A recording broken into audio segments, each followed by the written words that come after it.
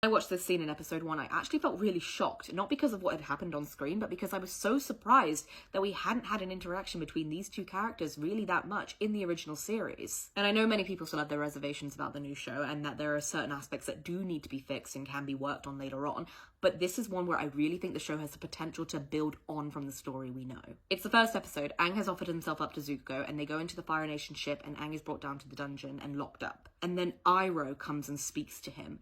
And this threw me because, and feel free to correct me if I'm wrong, I cannot remember Aang and Iroh having that much of a relationship in the show, let alone having a genuine in-depth conversation with the knowledge that he is the Avatar and that Iroh is a Fire Nation general. And I think this dynamic and this relationship between the two of them is so interesting because both Aang and Iroh are people who have run away from their initial responsibilities that were given to them. And both of them eventually have to go back to those initial responsibilities, Iroh being a soldier in the war and Aang being the Avatar meant to save the world, but with different lights and different perspectives. And both of these characters are people who are seen as almost betraying their nations because they left. And more than that, they have quite similar ideologies. Though Aang is a lot more peace and passive-minded, Iroh was raised a soldier and so naturally would have the war mentality. But Iroh still does believe that peace is the only way to bring peace. And both of them only fight back in situations when absolutely necessary. They only fight when they are being attacked. And Iroh's role in the original show was to really help Zuko come into his own and help Zuko find his right path of destiny. He was the comforting father figure that Zuko never had. But here's where I think the live action could really help build on Iroh's character,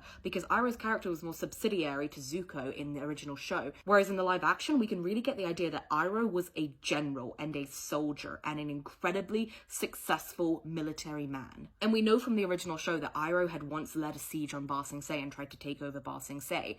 We never got to see it. We never got to actually see the horrors that Iroh had committed. And how Iroh went from being the dragon in the West, one of the greatest military minds in the entire Fire Nation, the actual Fire Lord, to what he is now, which is almost a pacifist. And while I'm not saying that we should detract from Iroh and Zuko's relationship at all, because I do think that is such a core and important relationship within the show, I do think it would be really interesting if we do get more of Aang and Iroh. And so yes, while there are elements of the live action show that I am slightly annoyed with or that I feel like can be improved quite a bit, I am quite excited to see the relationship grow between these characters and them adding more depth to it. In particular, the development between Aang and Iroh as characters. Let me know what you guys think.